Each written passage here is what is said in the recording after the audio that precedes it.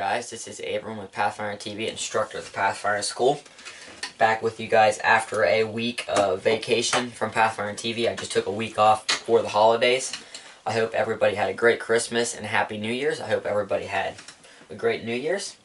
But I'm back with you, and what we're going to go over this week is a very simple do-it-yourself project. Again, it is raining outside. I was thinking about going out and showing you guys how to do a one-stick fire in the actual weather like this, but I can't get enough time to do that, so I have to go with a project like this for today. But eventually I will go out when it's actually raining or it's been raining and everything's soaked and show you guys exactly why you want to do that one-stick fire and actually use wet wood, because that's what the whole purpose of it's for, is to be using wet wood. But today what we're going to go over is making a simple holder for your water bottle and nesting cup. You can buy these. They're pretty much fish mouth spreaders that you use. You just put it in the fish's mouth and spread it open to get the hook out is what it's used for. You can buy them on Self-Reliance Outfitters for like $3 and then shipping, so it's not expensive at all. But if you have something like this iron coat hanger laying around, why wouldn't you use it? Nowadays, they're using a lot of plastic hangers, so you're not going to find these iron hangers around too much, but we have one sitting around, so we might as well use it and put it to use. So you're going to need an iron hanger or something flexible similar to this. Something to cut it. You can use tin snips, or these are just rusted to pieces actually, but something to cut them. These are just cutters right there. A Leatherman. I've got some cutters on this Leatherman, but I don't want to try to cut this with it because I don't think they're enough heavy duty to do it. But some kind of pliers to bend the actual ends to get the angle you need for the connection point. And the last thing is something that's a round object. In this case, I'm just using a broom. Just use what you have. I'm using the end here to wrap the coils around it to give it that springiness to it. And that is all you would need for this project. So why don't we go ahead and get started. What I'm going to do is get my cutters and think about this first actually. I'm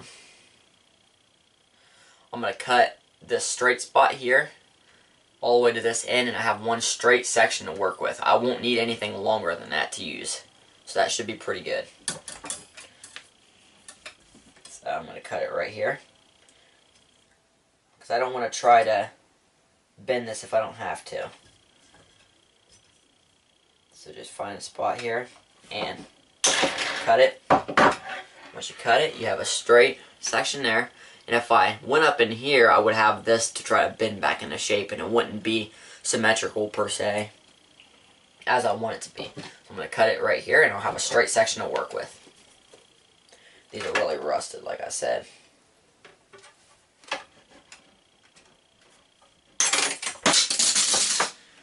So once you get that, make sure you pick your pieces up, because if you step on one of these shards or something, that would really suck.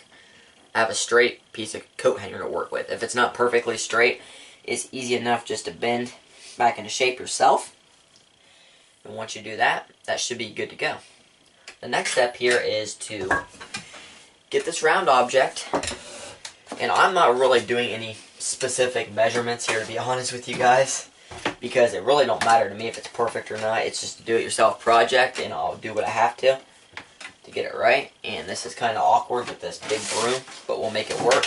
And if you think about the fish mouth spreaders that they sell, they have coils in them, and that's to add the spring to it and the power that's going to actually, when you squeeze it together and it pops back out, the springs are the power in this case. They're spreading it back out and giving it that retention to it to hold the bottle. So what I'm going to do is find a spot here, and I would approximately in the middle, because I can trim either side to make it symmetrical, and just go around this round object and coil it. I'm going to try to find the best way here. I'm just going to go like this and just coil. Make sure the coils are nice and tight. That's why this round object, this is perfectly round, that's why I'm using it. Just like that. And really, one coil like that is enough, and I don't have too much more to work with here, and that's plenty of spring to it. But if you wanted to and you had a longer piece to work with, if I cut near the top up here, I could bend that back straight and I would have more to work with. But this is plenty strong for me. Then what you're going to do is slide it off of there, and I'll tell you multiple times, I'll be honest with you, I've actually, if you see this broom here, it's got the handle here and it's got a lip there. I've actually coiled it around here and then really tight and tried to get it off, and then I had to cut it because it wouldn't fit up and over this. So once you do that, there isn't too much more to do. I'm going to make sure the spring's where I want it, and then we will move on to the next step in this bottle holder here. I just trimmed these ends so they're nice and evenly cut, so one's not longer than the other, obviously. I'm going to take my multi-tool and try to find a file that I have on there. I have a metal file on there. Just got to find it. I don't know exactly where it's at, but I'm going to find it, hopefully. And once I do that, oh, I see where it's at. Once I do that, I will just file the ends here of these pieces of wire, the exposed portion that I cut. It's going to have like a jagged edge. I'm going to trim that up. Not trim it, but just file it up so it's nice and smooth. Then we will make the actual angles to it so they will connect to my 32-ounce water bottle and my nesting cup. Just cleaning them up, I took the file to them and they're not as jagged anymore. The next step is pretty simple. I'm just going to make 2 angles, and if you look at it this way, this is the spring up here. You want the angles. I'm going to pull this one this way. So let's say my finger is the angle. I have one piece of the wire going this way and the other one this way so that it bites into or connects to my nesting cup and water bottle. So what I'm going to do is take my pliers, and again, there's no measurement. I'm just going to take probably a 1/4 inch of it, maybe a little bit more, 1/2 inch. Take it with my pliers, make sure I have a nice grip on it, and pretty much make a 90 to it. A 90-degree angle, if possible there. And it's kind of bent off a little bit, and that's pretty simple to fix. Just bend it back into shape.